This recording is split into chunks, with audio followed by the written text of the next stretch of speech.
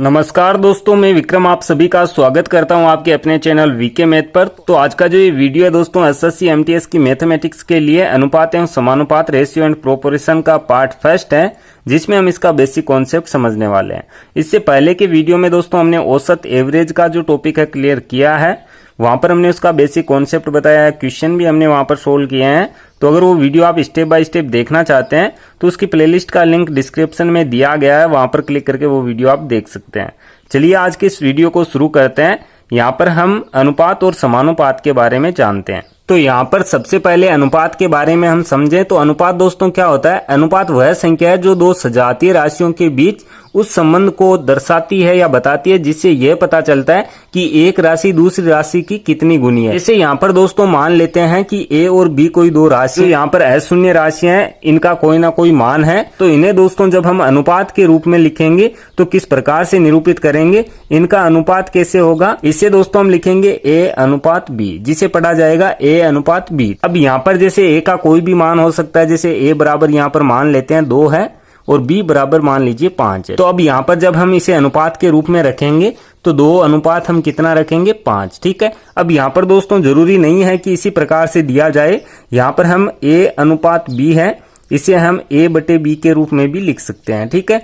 तो अनुपात को इस रूप में भी लिखा जा सकता है, यानी कि यहाँ पर a की जगह 2 रख सकते हैं, b की जगह 5, तो 2 बटे 5, या हम कहें 2 अनुपात 5। ठीक है।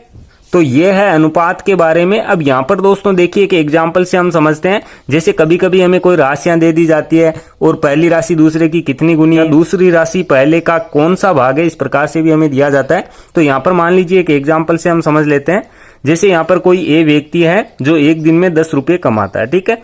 तो ए व्यक्ति एक दिन में 10 रुपये कमाता है और एक व्यक्ति दूसरा है बी जो एक दिन में 5 रुपये कमाता है। ठीक है। तो इन दोनों की आय का अगर हम अनुपात देखें तो आय का अनुपात किस प्रकार से होगा? ए अनुपात बी। ठीक है। और ए अनुपात बी क्या हो जाएगा? 10 अनुपात 5। अब यहाँ पर देखिए संख्या को अगर हम कटाते हैं तो 5 में 5 का भाग 1 बार जाएगा, 10 में 2 बार जाएगा, तो 2 अनुपात 1 आएगा। तो यहाँ पर दोस्तों हम कह सकते हैं कि ए की जो आय है वो बी की आय से 2 गुनी है। देखिए यहाँ पर इसका अनुपात 2 है और इसका 1 है, तो ए की आय बी की आय से 2 गुनी है। या हम इस प्रकार से भी कह सकते हैं कि बी की आय ए की आय की आधी है।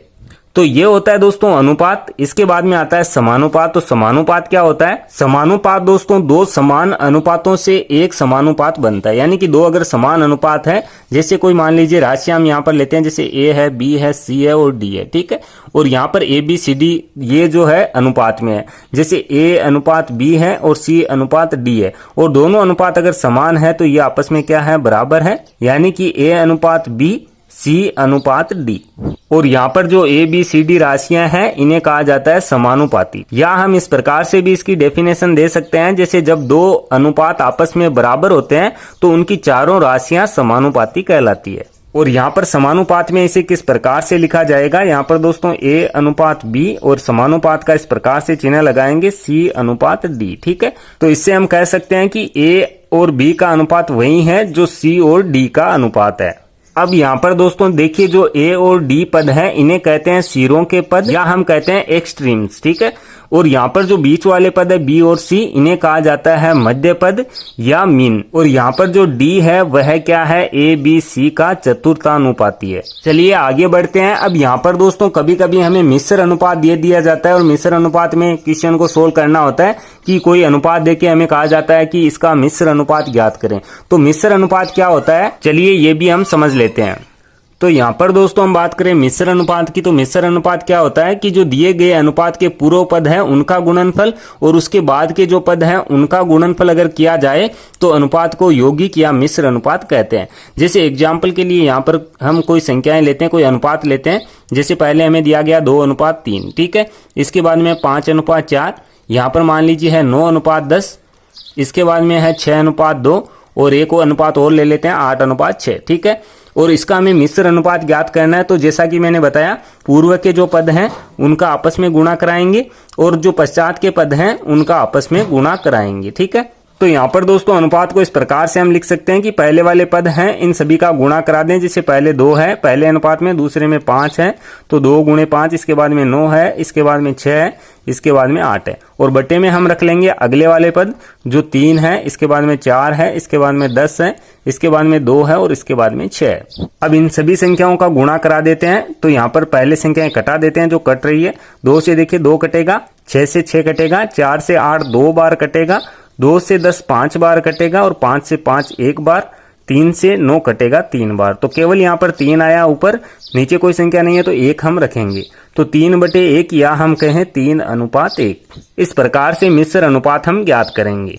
अब यहाँ पर दोस्तों जो क्वेश्चन हमें दिए जाते हैं उसमें अनुपात में कभी कभी कोई राशि देके किन्हीं दो व्यक्तियों का अनुपात दे दिया जाता है। जैसे मान लीजिए कोई P कोई राशि है, ठीक है, यहाँ पर दो व्यक्ति है A और B और इनके बीच में कोई अनुपात हमें दिया जाता है जैसे x अनुपात y है, ठीक है। अब यहाँ पर हमें कहा जाता है कि P जो राशि है इसमें से A का हिस्सा ज्ञात कीजिए, या A का कितना हिस्सा है, तो वो हम कैसे ज्ञात करेंगे। यहाँ पर दोस्तों जो अनुपात हमें दिए जाते हैं इन्हें हमें ऐड कर देना है। जो भी यहाँ पर आता है वो हमें क्या करना है, जो यहाँ पर A का अनुपात है इसके नीचे लिखना है। जैसे A का अनुपात x है तो x/x + y हम लिखेंगे जो यहाँ पर मान आएगा, और गुणा में जो राशि चल रही है वो चलेगी। P राशि यहाँ पर है तो P गुणा में लिखेंगे। इससे क्या होगा, A का हिस्सा आएगा।